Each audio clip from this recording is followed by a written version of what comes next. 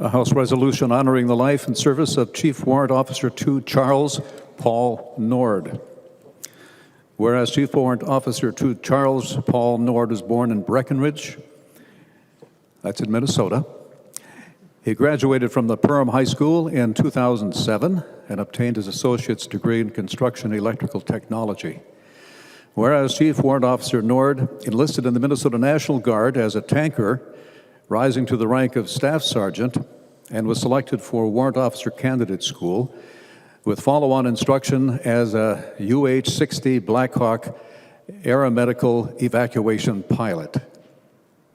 And whereas Chief Warrant Officer Nord dedicated 12 years of his life of exemplary service to the Minnesota National Guard, and whereas Chief Warrant Officer Nord served with distinction on a 9-month deployment with the Minnesota National Guard, the Guard Company C-211 General Support Aviation Battalion in Kuwait, where his unit provided aerial medical evacuation.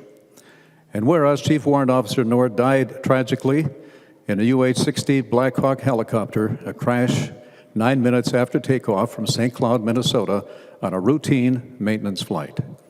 And whereas Chief Warrant Officer Nord will be remembered for his easygoing nature, quick wit, and incredible love for his family. Whereas Chief Warrant Officer Nord is survived by his loving wife, Kaylee, his daughter, Lydia, his unborn son, Jack, his parents, Paul and Monica Nord, his brother, James Nord, and a large extended family.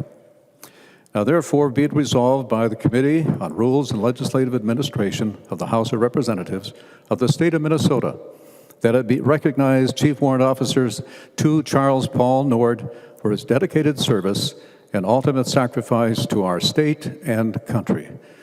Be it resolved, therefore, that Tuesday, February 11th, 2020, is recognized as Chief Warrant Officer 2 Charles Paul Nord Day.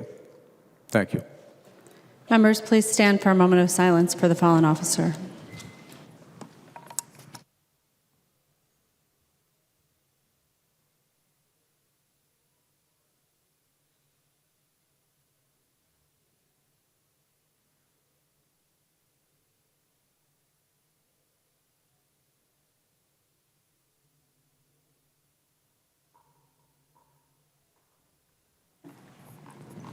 Representative Nornes. Thank you. Just want to make a couple of additional comments. The funeral was on December 15th, and I remember it was a very cold day in northern Minnesota, Perham to be particular. And I remember the Patriot Guard was there. And I tell you, there are so many people that you have to have respect for. They stood outside for hours in the cold, welcoming everyone who was attending. They all had a flag.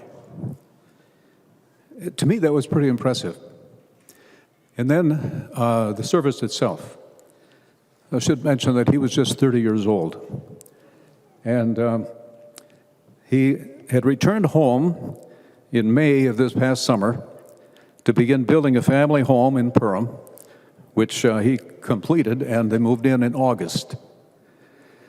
He then became employed by a company, the Bond Helicopter Service Company of Perham, Minnesota, and they did crop dusting. He was absolutely elated with the job.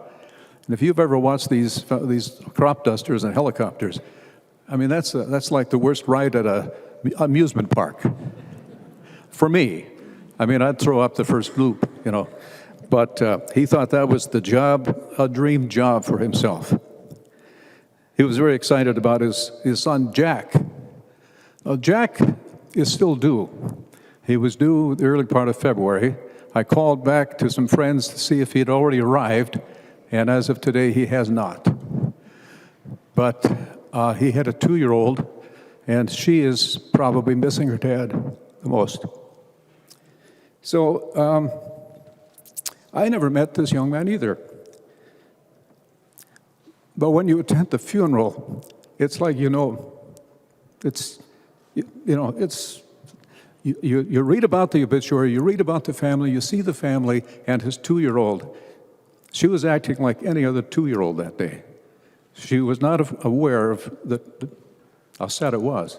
She's still asking her mom today, "Where's Dad?" I think that's probably about it. The last thing that happened as they're loading up, there's a rumbling in the air. There was a flyover of 2 helicopters. And apparently that's tradition. Typically it's a 3 helicopter, but one was missing.